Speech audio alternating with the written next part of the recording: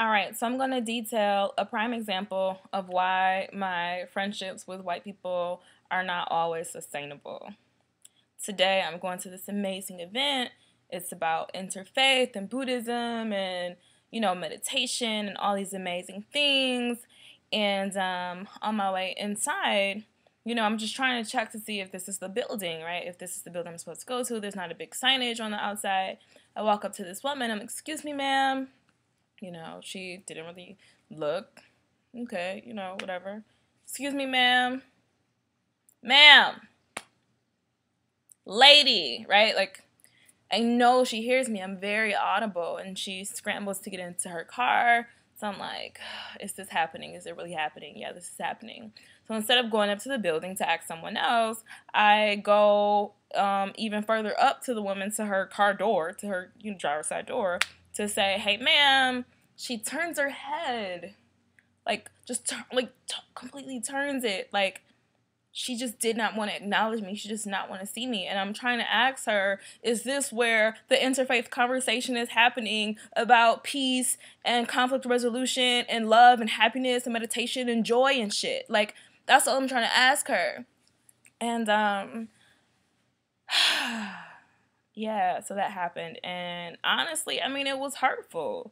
Like, I'm trying to get myself out of this, like, desensitized space of being like, of course, she was an old white lady. Of course she would do that to me. You know what I mean? And, like, no, my humanity says that you will respond to me and acknowledge me when I am calling for your attention, or you will say, no, like, I'm not sure. Like, you will acknowledge me as a human being.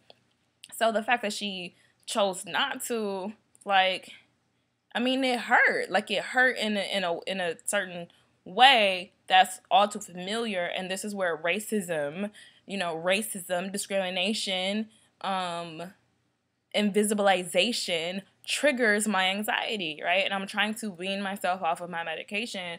But literally, racism and these isms that impact me trigger my mental health. So I go into this space, we're talking, we're in a sangha.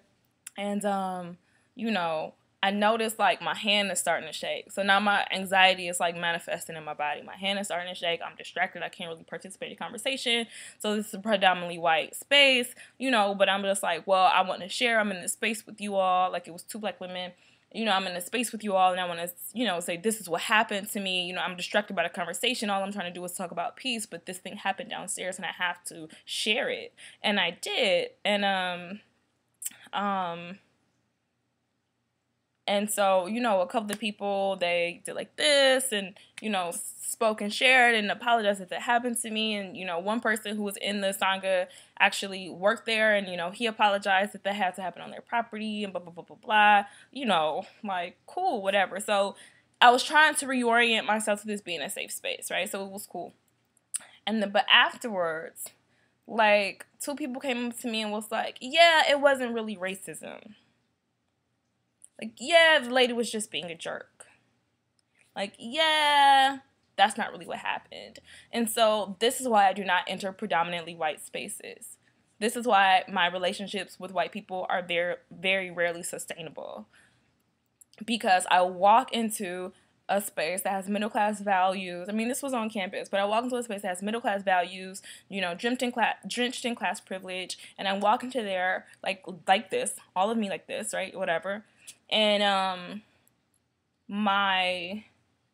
it's an insult to my intelligence for me to share something with you that happened that was racist, and for you as a white person to say, that's not what happened. What makes you think that I do not have enough empirical evidence in my brain, in my memory, in my cellular memory, right? In my neurological activity, in my stories, in my history, in my lineage? You know what I mean? Like, I'm not just making this shit up. Like, this shit isn't new. What makes you think I don't have enough knowledge to be able to identify and notice when something like that is happening to me that is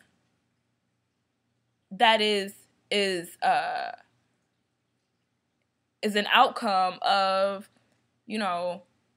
racism and racial practices and like discrimination against Black women and Black women's bodies, right? Like, that shit isn't new. And for you to think that you are being caring and well-meaning and saying, no, that's not really what happened, you know, she's just crazy, you're awesome, like, that is also racist. You are literally, this woman earlier invisibilized me. You are now not hearing me. The similarity and the common denominator is that both of you are making me or attempting to make me unseen, right? One person isn't seeing me, the other person isn't hearing me, but either way, you're both invisibilizing me and my body and my voice. The well-meaning white woman becomes no better than the woman who blatantly tried to ignore me today, right? Like,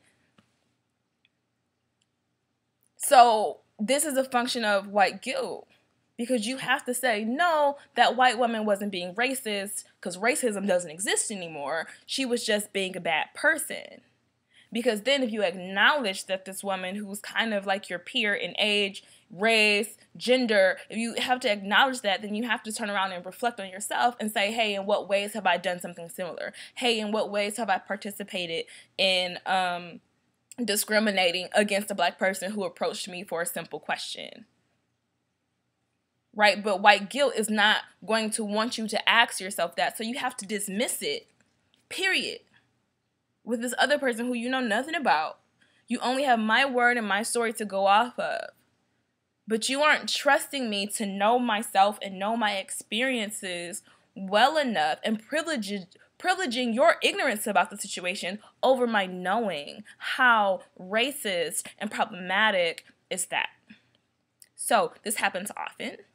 This is why my relationships with white people are rare, and when they do happen, like, the person literally has to be doing work, right? Like, I am in community with white people who are doing work. This doesn't count going to work and, like, you know, my place of employment and stuff like that, where, like, people just happen to be your coworkers. But I mean, I am not in intimate settings with white people unless these are white people who are doing work, not someone who's invisibilizing me, not someone who's acting like their knowledge is above mine, even if they don't have knowledge about the topic or the thing. So, yes, this is why friendships with white people are not always sustainable. This is why I try my best to not enter predominantly white settings. This is why I try my best not to enter predominantly white neighborhoods. It's not safe. It's not emotionally safe. And y'all not about to pay for my Prozac. Like, you're not about to pay for my Xanax. Like, so I'm not going to enter your communities because I do not want to be triggered. This is why I live on the south side of the city that I live in, because it is very Black and very brown, very immigrant, very refugee, right? And the white people who are in are, like, sprinkled in, and it's a class difference, and it's predominantly working class, but, like, traditional middle class white settings are so dangerous and problematic for me, like, mentally, emotionally, and spiritually. So I just wanted to put that out there. I wanted to share it. I feel like somebody can definitely understand where I'm coming from. So, yes, thank you. Thank you. Thank you. Peace.